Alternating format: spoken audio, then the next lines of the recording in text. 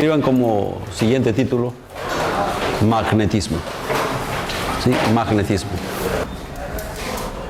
En nuestra historia, ¿no? Hablo de nuestra historia porque el magnetismo en diferentes interpretaciones ha sido ya enfocado por culturas que tienen una historia más antigua que la nuestra. Hablo de la cultura china, hablo de la cultura o de las culturas de la India, ¿está claro? Y quizás de otras culturas más, que ya conocían, ya dominaban o ya trataban de usar el magnetismo. ¿Sí? Bien, ¿de dónde viene la palabra magnetismo? ¿Sí? Según tengo entendido, hay dos variantes para referirnos a esa parte de la electricidad y el magnetismo, ¿no? La primera variante es que en un pueblo, en una región de la actual Turquía, ¿no? Que se llamaba Magnesia, ¿sí? Repito, en la actual Turquía, se encontraban minerales de hierro, está claro, pero que tenían la propiedad de atraer a otros, atraer al hierro, ¿no? Tenían propiedades que vamos a nombrar poco a poco todas ellas, ¿no? Sin querer de una vez entrar de lleno a la parte matemática de su descripción. Entonces, ese material que se encontraba en ese pueblo, pues, en abundancia, material tipo ferroso, se lo llamó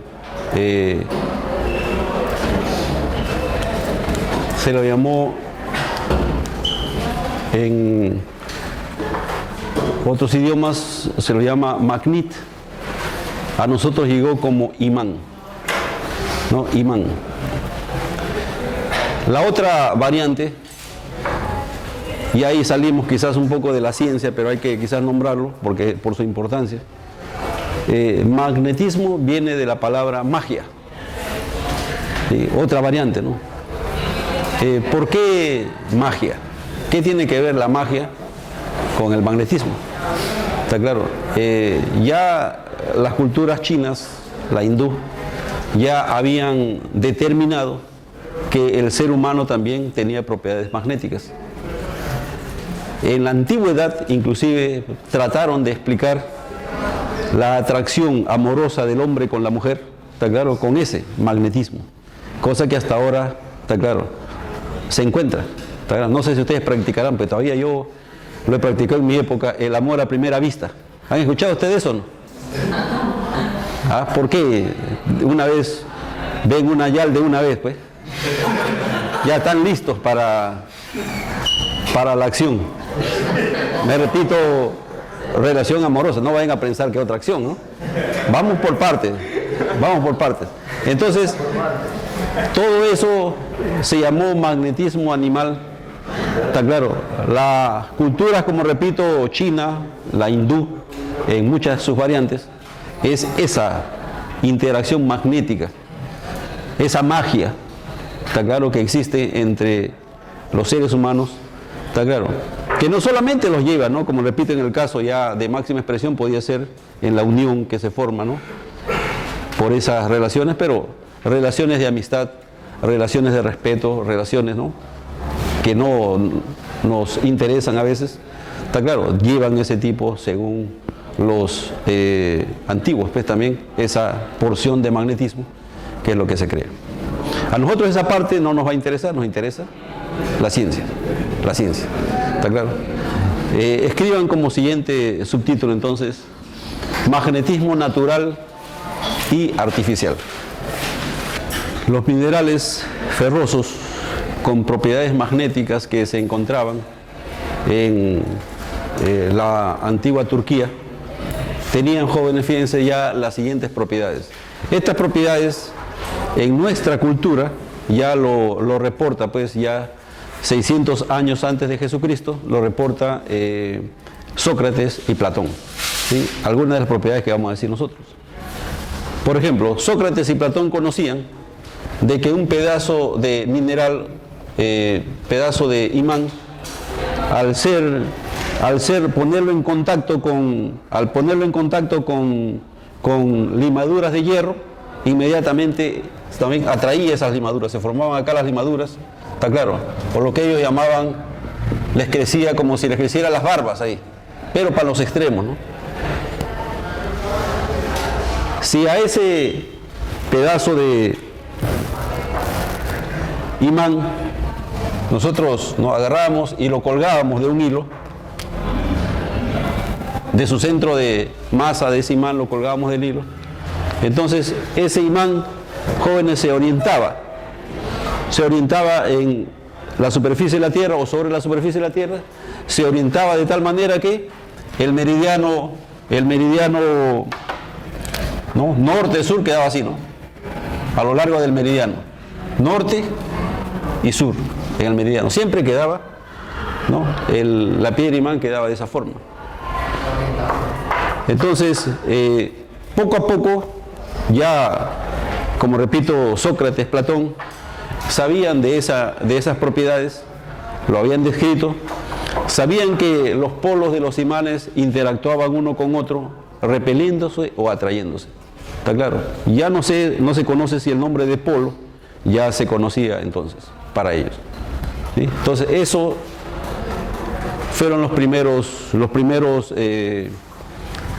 propiedades que se van detectando en los imanes. Luego, fíjense, si tenemos un imán y nosotros acercamos otro pedazo de hierro o actualmente se usa acero, pero que no está imanado, lo acercamos a este cuerpo y lo poníamos en contacto, entonces este material, si es ferroso, ¿no? O puede ser, como repito, algún acero de los que existe actualmente, este material se imanaba también. ¿Está claro? Si poníamos otro pedazo de hierro aquí, de idéntica manera que el imán natural, está claro, este comenzaba a interaccionar sobre este también. ¿Está claro? Entonces, a estos imanes que se formaban por el contacto, materiales ferrosos, que al ponerse en contacto con los imanes naturales también se imanaban, se llamaban imanes artificiales. ¿Está claro? Imanes artificiales. Si nosotros separábamos, si poníamos otro cuerpo, no aquí, separábamos este cuerpo. O sea, lo poníamos en contacto, pueden haber varios cuerpos en contacto, todos ellos, ¿no?, se imanaban. Si luego separábamos uno de ellos o separábamos todos, está claro, el imán del cuerpo que separábamos al estar en contacto con el resto, no desaparecía inmediatamente, él mantenía ese imán, está claro. Los cuerpos que estaban en contacto con un imán natural se decía que tenían una emanación temporal. Y esto era ya una emanación residual, imán de residuo. ¿Está claro? Tanto la emanación temporal como la emanación residual eran mucho más débiles que el imán natural, la intensidad que el imán natural. Todos estos cuerpos tenían la propiedad, ¿no? Si nosotros lo acercamos, este cuerpo con su imán residual o su emanación residual, lo acercamos a limaduras de hierro, inmediatamente se formaban también las barbas, lo que se llama en la ciencia, ¿no? Las limaduras de hierro comienzan a adherirse, ¿sí?, de esa forma. ¿Está claro? Se ha podido... No, está claro eso. Si a este cuerpo también lo colgábamos de un hilo, inmediatamente se iba también a orientar en la posición norte-sur. Norte-sur. ¿Sí? Norte-sur. Sobre la superficie de la Tierra. Bien. Ya estudiando materiales que se imanan con mayor intensidad, fíjense, se puede captar lo siguiente. Para que el imán artificial se imane de manera más efectiva, hay que ponerlo no solamente en contacto, lo mejor es ponerlo en rozamiento.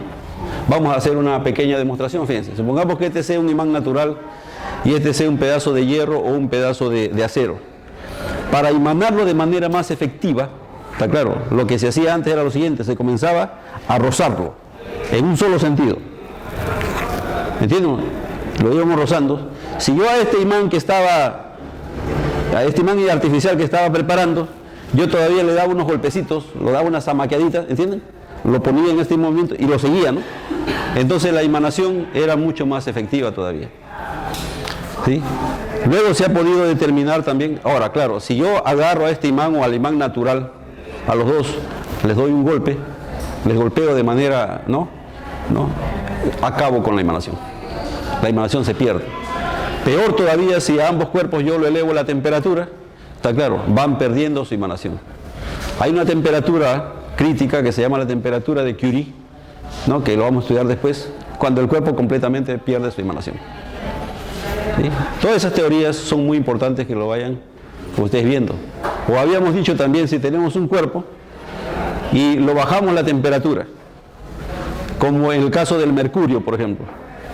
Cuando llegamos a 4.2 grados o 4.2 Kelvin, ¿no? Cerca del cero absoluto, y bajamos la temperatura, el mercurio expulsa todo lo que es su campo magnético en su interior, lo expulsa y se convierte en un superconductor, ¿no? Para que ustedes vayan viendo la propiedad o la importancia que tiene el magnetismo.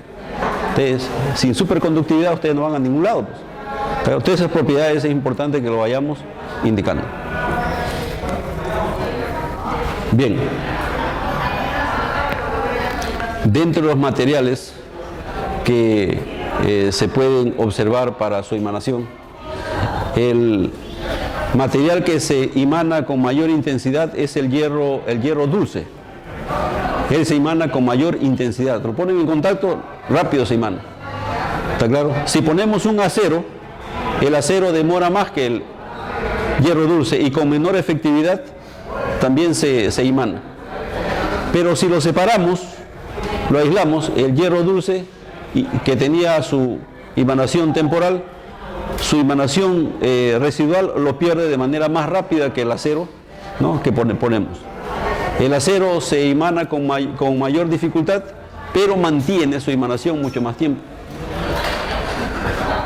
Hay unos tipos de acero que si lo dopamos con cobalto, jóvenes, ellos al ponerlos en contacto o a emanarlos, como el caso que lo estamos viendo, conservan mucho mayor tiempo su emanación, más efectiva.